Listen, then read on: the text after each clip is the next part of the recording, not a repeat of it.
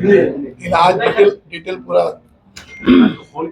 तो आप सभी पत्रकारों को, हमारी बहनों को, भाइयों को, सबको धन्यवाद कि आप इतनी बड़ी संख्या में यहाँ पे उपस्थित हुए। और खासकर मैं आप सभी लोगों का इसलिए धन्यवाद देना चाहता हूँ कि 2009 जिस वक्त मैं शिवसेना भारतीय जनता पार्टी युति का उम्मीदवार था, 2014 जिस वक्त शिवसेना भारतीय जनता पार्टी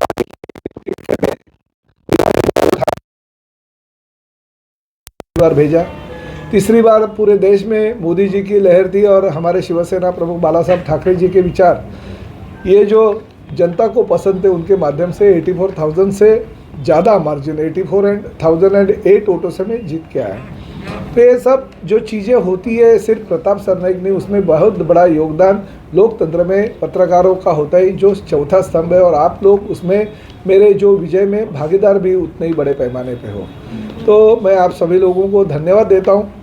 मैं आदरणीय हमारे मुख्यमंत्री एकनाथ शिंदे जी, साथ ही में हमारे उत्तर प्रदेश के मुख्यमंत्री योगी जी, और कल ही ठाणे में भारतीय जनता पार्टी के राष्ट्रीय अध्यक्ष आदरणीय जेपी नड्डा जी के हाथों से मेरा जो कॉफ़ी टेबल बुक है और मेरा जो वचननामा है, उसका मैंने उनके हाथों से वो लोगों को समर्पित कर दिया। उस वचननामा में अगर आप देखेंगे तो जो काम मैंने किए हैं, जो चल रहे हैं और जो पूरे हो गए, वही काम दिए। मैंने भविष्य के काम कुछ भी दिए नहीं है। उसमें खाली एक बैंगलोर सिटी में अगर रोपवे की सेवा हो सकती है तो मीरा भाईंदर को ठाणे में भी होनी चाहिए, ऐसी मेरे एक संकल्प है। वो सिर्फ रोपवे छोड़ के बाकी सभी चीज़ें जो है वो मैंने पूरे कर दिए और अभी उसके लिए निधि लेके आया और काम भी चल रहे हैं। आप तो जानते हो कि पिछले 2 सालों से मैंने सिर्फ और सिर्फ मीरा भाईंदर शहर के लिए 3,000 करोड़ से ज़्यादा निधि हमारे मुख्यमंत्री एकनाथ शिंदे साहब के माध्यम से राज्य शासन से लाया। तो बहुत सारा निधि जो है हमने MMRDA से लाया, जिसकी वजह से सीमेंट कंक्रीट के काम पूरे के पूरे मीरा भाईंदर शहर में चल रहे।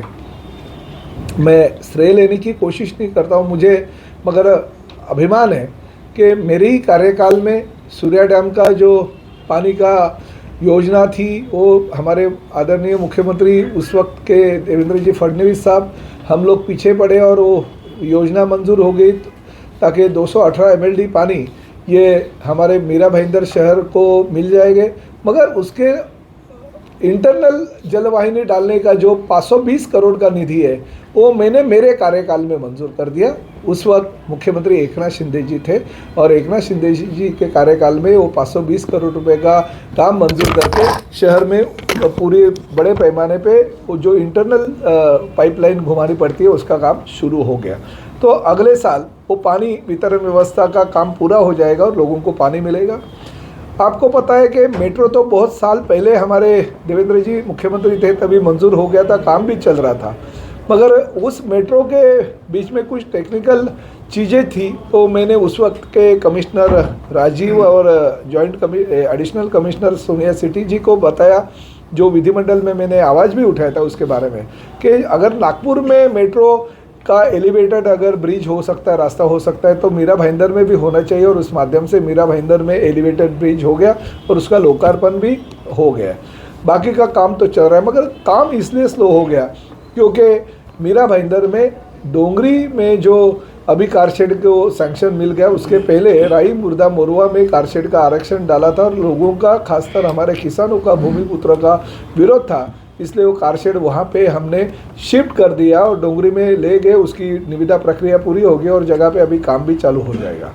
तो वो मेट्रो अगले साल हम लोगों को समर्पित करके देंगे। साथ में मेट्रो 4 जो गायमुख से कासारवडोली और कासारवडोली से वडाला है, उसको पैरेलल मेट्रो 10 जो सैंक्शन हो गई है, तो गायमुख से लेकर दहीसर चेकनाका यानी मेट्रो 9 को जोड़ने का काम हम अगले साल कर देंगे। मगर ये जो मेट्रो 9 है उसका लोकार्पण कर देंगे हम।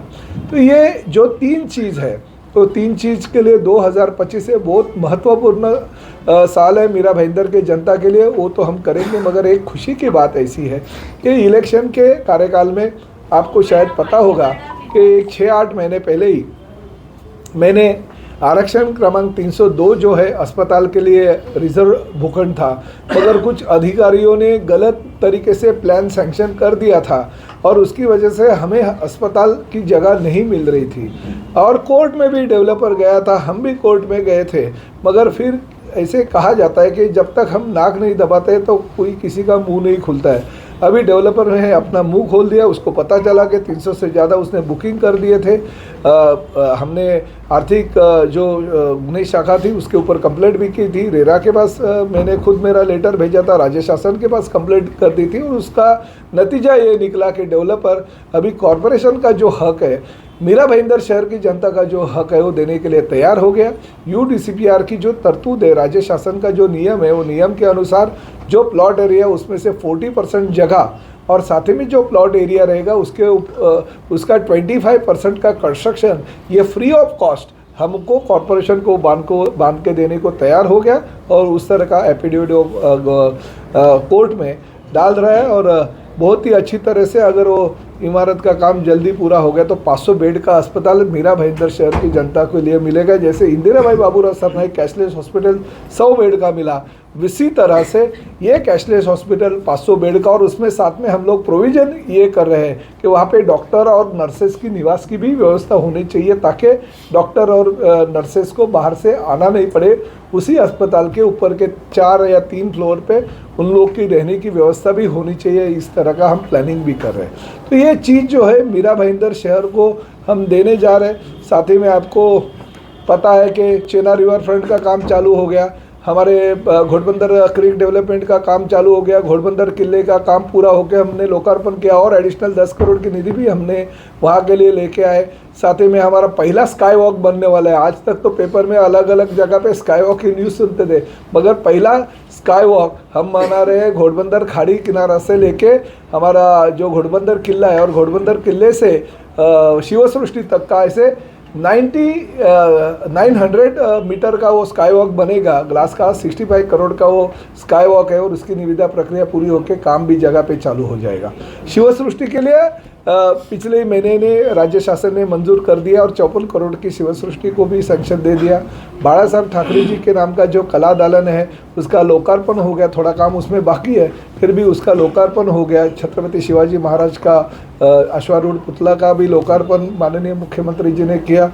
हमारे आनंद दिघे जी के नाम का जो मैदान है उसके बाजू का जो तालाब है वो तालाब का म्यूज़िकल फाउंटेन बहुत ज़ोर शोर से चल रहा है, वो हज़ारों लोग वहाँ पे आके म्यूज़िकल फाउंटेन का आनंद ले रहे हैं। तो जरीमरी तालाब के पास भी म्यूज़िकल फाउंटेन का काम पूरा हो गया, वो भी लोग देखने आ रहे हैं। ऐसे बहुत सारे विकास के काम है, जैसे लता मंगेशकर के नाम का नाट्यगृह पूरा होकर लोकार्पण हो गया और इंदिराबाई बाबूराव सरनाईक जी के नाम का जो अस्पताल है 100 बेड का वो भी अभी बहुत ही अच्छी तरह से चल रहा है, लोगों को बहुत सुविधा उसके माध्यम से मिल रही है।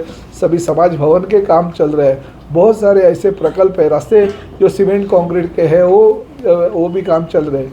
तो अगला साल 2025 ये मैं मीरा भाईंदर शहर का ये जनता के लिए समर्पित करना चाहता हूँ कि वो 1 साल में मीरा भाईंदर के जनता को मेट्रो और साथ ही में ये अस्पताल का काम चालू हो जाएगा और पानी की जो समस्या है वो उसे मुक्ति देने के लिए ये 218 MLD पानी की योजना जो है लोगों तक मैं कार्यान्वित कर दूंगा।